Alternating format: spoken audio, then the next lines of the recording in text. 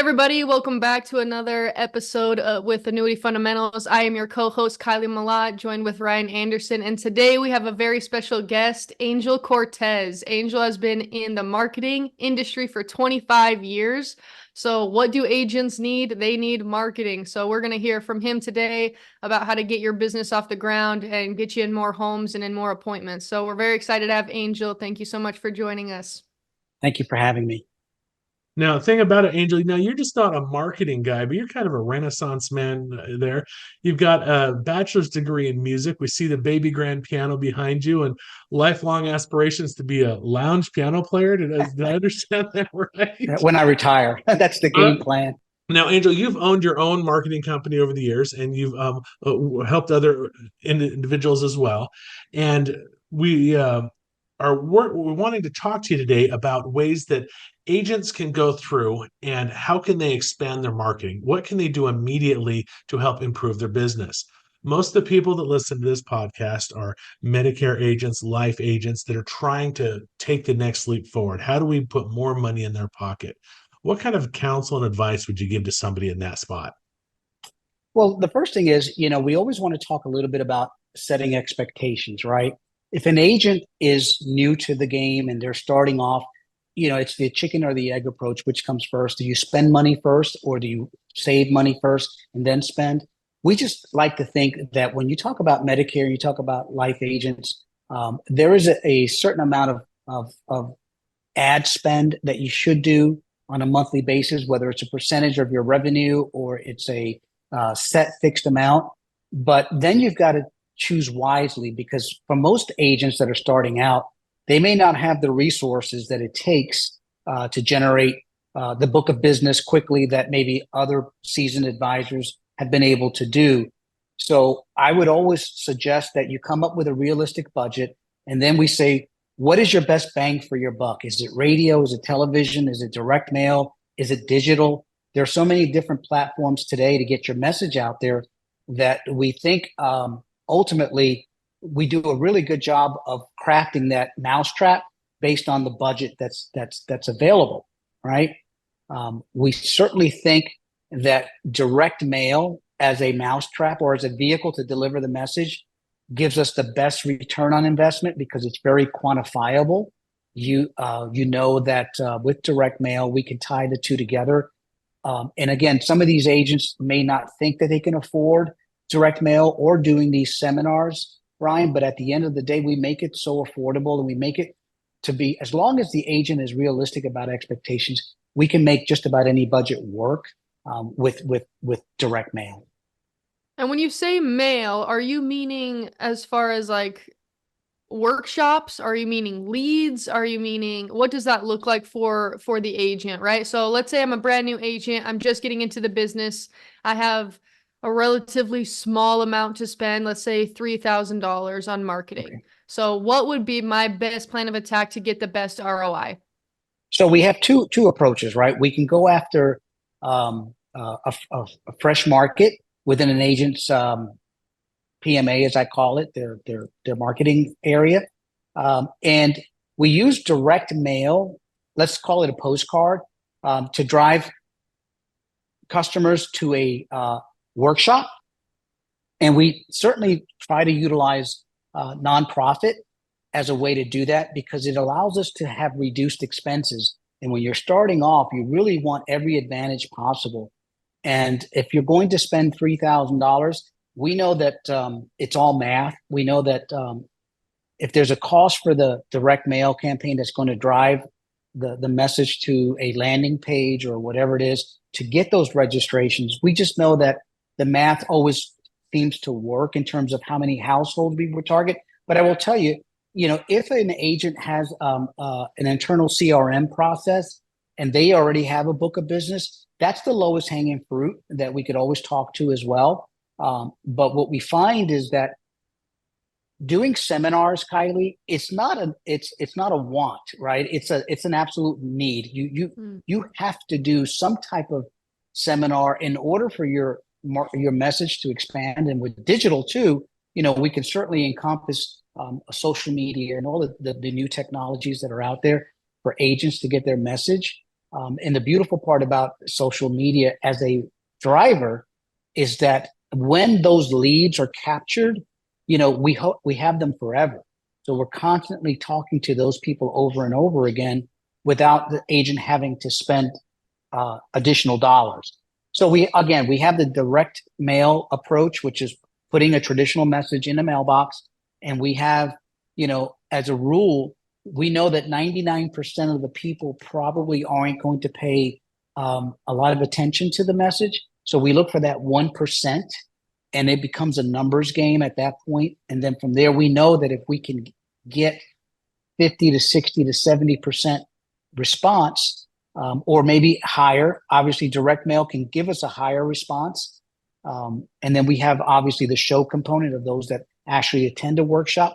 But we have success stories for agents that are just starting out that can write a tremendous amount of business by staying consistent with these seminars. That's the key. I think if we're going to talk about what's the key here, I think staying consistent is important. You can't do one seminar 1 month and maybe not have the results you were looking for and then stop.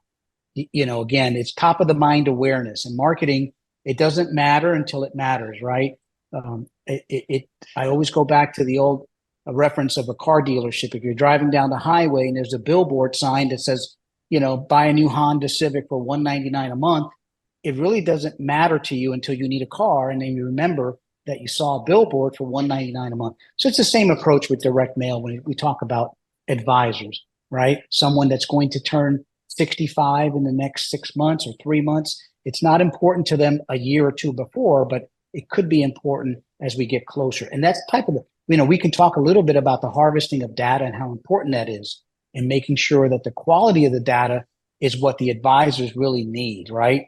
It's important that we just don't, provide leads, or we don't provide people to show up for a seminar. We want them to be the right type of buyer. And I think our relationship with Lead Shop over the last year has proven that they do such a great job driving the leads to the agents. And we just really try to focus on the mousetrap and the messaging behind it. So we have a win-win approach to that. All right, so let's dig into that a little bit. So the company that we have a relationship with is Lead Shop, and their website is leadshop.org. And that is where agents are able to go through, and they have a CRM experience, and they've got their able to participate in either the social media or the direct mail marketing. Now, let's go ahead. So I'm a brand new agent. I've got that $3,000 budget that Kylie has talked about. And I've got you talked about seminars, we've talked about workshops, we've talked about some of those things. Let's kind of talk about the differences for that there is a difference between having a lunch event for Medicare to a high-end retirement event at Ruth's Chris Steakhouse, versus a educational event at the local library or senior center. Can you talk about expected results versus even a fourth option with, I want to have a client appreciation event where I send all of my clients an event to a specific place, and that are my Medicare clients, and we're going to learn about financial services or something like that. I just threw a lot at you. Kind of unpack that if you could, please. Sure. So we have a dinner seminar, right? And who would we target for a dinner seminar? So if you're going to do an annuities seminar, the dinner, higher end profile dinner, is more appropriate for that type of clientele. They're more prepared. They're going to provide you with more information that maybe you would not get with a Social Security workshop or a Medicare workshop. So we always suggest dinner with like an annuities type of seminar. Because of that particular buyer, they have obviously we're talking about assets above $2 million or maybe just under. So that type of clientele historically does better in a dinner seminar, right? Not to say that you couldn't do an annuities in a educational approach, but I think the results would be less if we did not include dinner for that type of buyer. If we're looking at Medicare, if we're looking at Social Security, We really try to focus more on an educational seminar without the dinner component, because what we find is that we get people that will show up maybe for a seminar that may have food associated with it, that the food is more of the priority than the actual learning experience. Yeah. So we try, and then it's a different clientele, right? Someone that needs Medicare, as a rule, their financial profile may be different. And we certainly think that, again, we also like to make sure that if someone asks me for advice on what should we talk about in our message, I always like to include Social Security as a great feeder for the other topics, because we tend to have a higher response with Social Security than we do anything else. So if that's the case, let's utilize Social Security as a caveat, as a way to talk about these other products that are available. And again, you can focus 10 or 15 minutes of your seminar on Social Security and then the rest on whatever, Medicare or taxes and retirement, things that are really, assets under management driven. But again, and also with Medicare, that's a separate model. That is something that we look at as a cyclical type of seminar. We know for a fact that Medicare is very, very prevalent in the fourth quarter of the year. So if I'm an advisor, I know for a fact that if I'm doing Medicare, I want to make sure that September, October, November, I've got my seminars planned and prepared, because if you look at the year for Medicare advisors, you're going to have a tremendous amount of success in the fourth quarter prior to open enrollment. So that's extremely important. And then again, if you have a $3,000 budget, you could literally do one each month. And again, expectations are relative. We know that in the summer times, taxes and retirement and annuities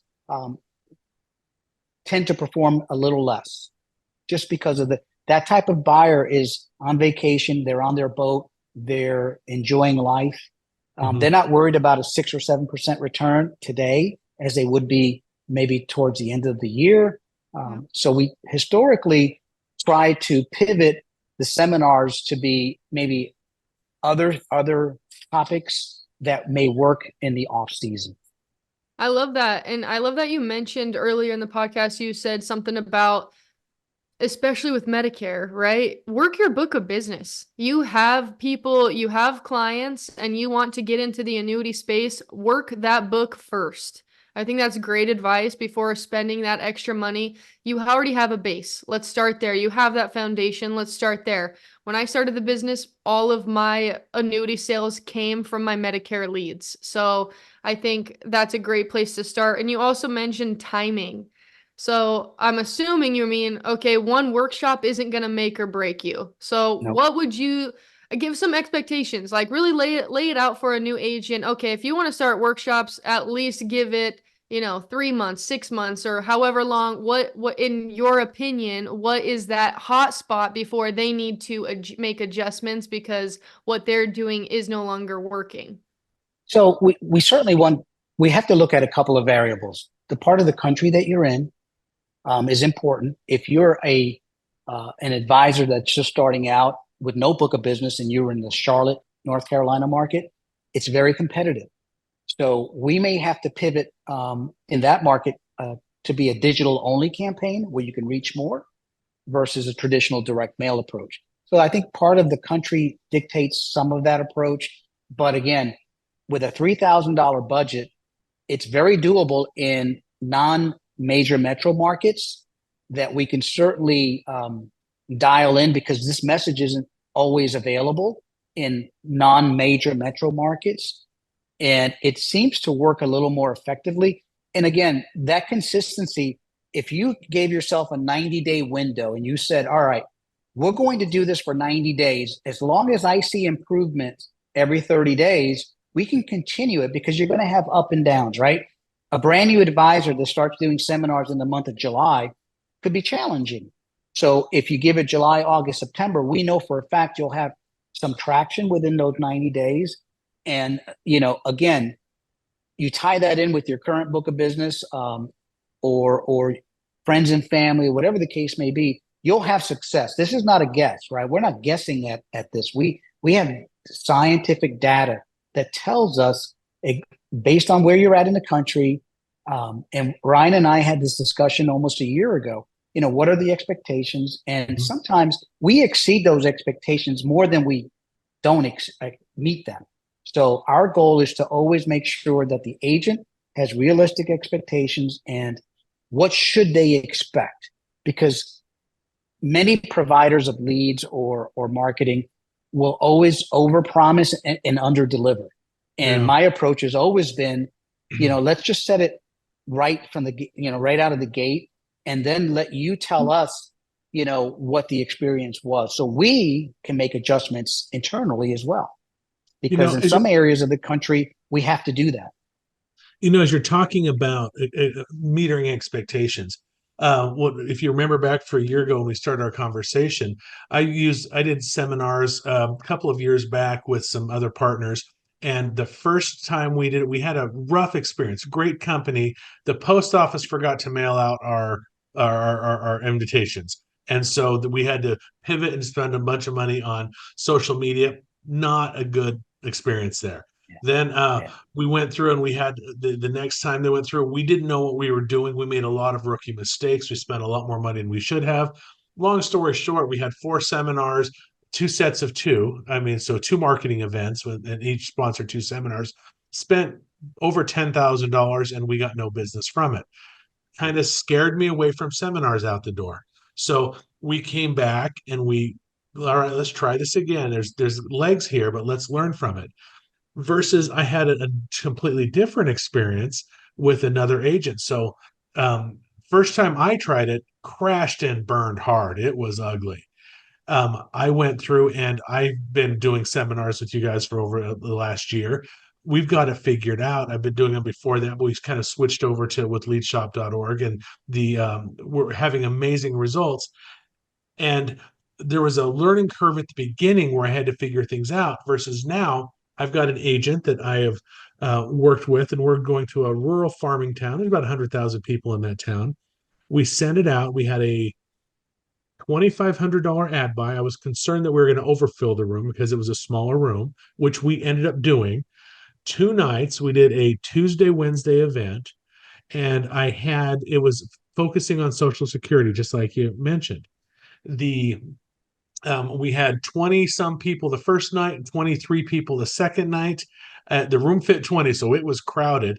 I brought in a local Medicare agent because myself and the other agent were not local. I wanted a local person. And we did dinner, and it was at basically about a $30 plate cost point on that. And the thing about it is that at this particular event, first time I'd worked with either of these agents, we had a 100% set rate. I had every person that was there set either a Medicare appointment or a financial services appointment. The next night, we had the exact same thing happen again, 100% set rate. From that, the Medicare agent has closed 12 of those couples, so 24 policies, and we've closed $1.6 million in annuity business. And my point to that is I am trying to talk both of these agents down. This is not normal. 100% set rate, 100 that kind of close rate on a first time out the door. Now, mind you, it's not my first time, so I'm the old sage in the room, and I'm sitting there. Do not expect this every time. Versus my first experience, I hope I don't expect this every time. It was terrible. So metering expectations, whether they're freaking awesome or terrible, we've got to try to level that out. I mean, would you agree with that? 100%. And here's the thing. We know why that market performed better than normal is because it was a rural market. It was a smaller market, and they don't have the same marketing dollars in those markets like they would bigger markets. Mm-hmm. So I think that's part of the success story that you had in that market, to say the least. Obviously, the mousetrap, the messaging was all, it's that perfect storm for success, but you should not expect it every time. I can tell you where I have agents that have 100% show. and I get blown away and say the same thing. It's not expected. It's not something you should rely on, but because every market has a diminishing return over time, there will be. That's the other part I want to explain to young advisors. At some point, your market becomes saturated. So you have to start changing the delivery mechanism and the mousetrap, because in time, those things have an effect. And you want to stay ahead of that by maybe utilizing different forms of delivery, whether it's a postcard, whether it's a trifold, whether it's just different hooks and levers, right? Whether it's what we call it, the bow tie mailer, where you open it up, it's a bow tie, and inside it. So there's different ways to deliver that message as we start seeing the data over time. I love that. I think it's, I wrote down worst case scenario for both ends. Worst case scenario, having nobody show up. Worst case scenario, booking 100%. Because you don't know what's going on anymore. You don't. Especially on your first time. The good news is, because we have technology, it allows us to track the registrations. We have a process in place that we follow up with the registrations. So we know fairly quick how your campaign is performing relative to standard. And then we also, we'll notify you when they're not performing as well as they should. We may need to really ramp up the follow-up process to ensure that those that have registered actually show. Because we have had seminars where you may get a low return but a high ROI, meaning a lower show but a higher ROI. So you just never know, right? Yeah, absolutely. I like at Lead Shop, you get those right away. Hey, so-and-so registered for your class. They're live. So I love watching my phone. Ding, ding. As soon as I send out a campaign, yes. Like, okay, let's see what we got going.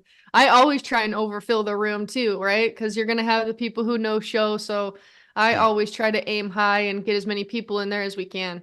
Yeah. And one of the other things about this is that the venue, I have found, really, really matters. So if I'm a new agent and I'm wanting to get into annuity seminars, I'm not going to go down, and especially if I've got a $3,000 ad budget, I've got a couple of options. I can go down to the local library and get a room there that's maybe cost me $25-50 just in that. And we have found that libraries perform better than fraternal organizations like the Elks Lodge or something. For whatever reason, they just tend to do.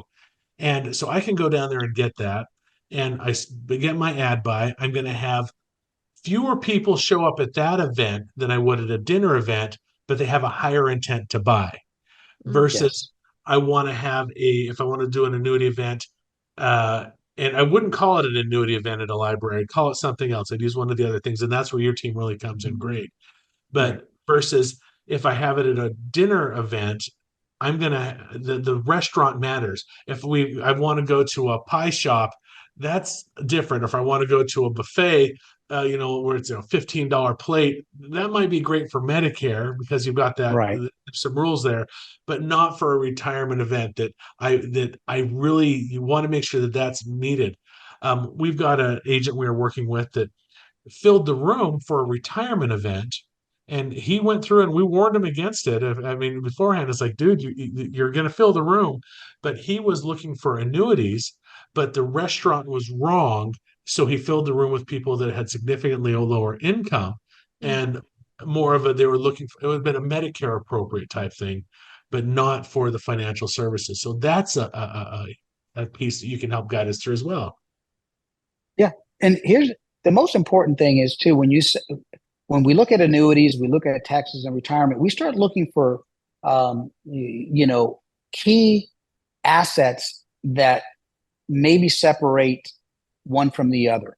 So when we are pulling data and we're talking about annuities, we want them to have a minimum net worth, let's call it of 500,000 to 2 million. But we also want to know a little more. Do they own a RV? Do they own a jet ski? Do they have equity in their secondary home? Do they have a secondary home? So as we start to build the right clientele, it gives us a better chance for success. So we don't have those stories where people that came didn't have assets, they were just here to eat and so on. So at the end of the day, I think cultivating the data is probably the most important part for a young advisors to make sure that they have the correct at bats, that we're just not putting people in a room and just so they can talk. We want them to have a chance for success. And I think that's where the data comes in. That lead shop in our organization with the nonprofit, we tie it all in, and obviously they have a great chance for success. And that's my favorite part. You guys are the experts. We leave it up to you to fill our rooms, right? So Yes. I don't have to worry about it. That's the beauty of having a marketing company and having a partnership with somebody. I mean, we have a lot going on as agents, right? We're following up, we're booking appointments, we're going out on appointments, we're enrolling people. I mean, there's a lot going on, plus all the back end paperwork. So it's really nice to find somebody that you trust and say, okay, I'm going to invest my money into this. Now, please help me get the ROI out. And so to have someone such as yourself and Lead Shop, I mean, what a blessing that is for an agent to say, okay, I have a start and I have faith in a reputable company and they're going to get me going. And eventually, 1, 2, 3 years down the line, my business will be where I want it to be. And I'll be in more homes that I could have ever even imagined. So having a relationship with you guys, I mean, 10 out of 10, I would recommend. It's definitely blown our personal production up and our business. And yeah, I think that's a great place for agents to start getting out of the cold calling, right? And the door knocking, getting into a space with the appropriate people to get you where you want to go. So yeah, I love that. Thank you so much, Angel. That was great. Thank you. Absolutely. And I mean, we had an episode here a couple of weeks ago with Mike Dudley from Aegis, and he talked about the consistency of doing these. That Kylie and I, we do about 4 seminars a month. And we do 2 sets of 2, just like clockwork all the way through. And we've got our ROI, we've got what the expectations are. And that's pretty much exclusively right now what we're doing as far as to generate new business. And there was a learning curve, and once we got past that learning curve, it's great. And we now know, we walk into it, we're going to have this many people, we should expect this, and we go from there. And having those 4 events each month, and we rotate them between about 5 cities, about Yeah. that 5 different cities that are all over the place. And then working with other agents as well. But for us personally, it really works well, and having that and getting that dialed in works just amazing. And you guys have done an amazing job for us. I will tell you this, though, with Lead Shop, one of the advantages that, agents have a lot of options out there. There are a lot of great FMOs, a lot of great agencies, a lot of great marketing companies, but many times there are restrictions where the venue can be or cannot be, the type of message. Some advisors cannot even represent themselves. And with Lead Shop, our relationship is designed around the advisor. What are their strengths and weaknesses, and what are they wanting to get accomplished? And I think that's what separates what we're doing from really the rest of the market. And that's important. That was great. Thank you. Yeah. So with that being said, thank you for another amazing episode here. Angel, so good to have you here. I mean, that's anytime. And I think what I walked away from this is that these seminars, these workshops don't need to be as daunting as they are. That if you're a new agent, you've been in the business, you've got a couple of $1,000, you do want to have a few $1,000s saved up for this and have the ability to try it for about 3 months in a row. So that is important. If you can swing that, this can really change your business. Would you agree, Kylie? Absolutely. 100%. I think, and it's taken this past year with this new relationship, it's taken us a year to get comfortable, to have those expectations where we walk in the room, we know exactly how it's going to go. So be patient with yourselves as well. Everything improves over time as long as you are continuing to move the ball forward. If you're just staying stagnant, things are going to stay stagnant. Like, you need to keep going forward, implement new ideas, be patient with yourself, and get after it. No doubt about it. Absolutely. So yeah, well, thank you so much, Angel, and thank you guys for joining us. We are Annuity Fundamentals. Like I said, my name is Kylie Malat. We sure enjoyed having you with us today. Angel's contact info will be in the link in our bio below. Please comment, subscribe to our channel, and we will see you next time. Thank you so much.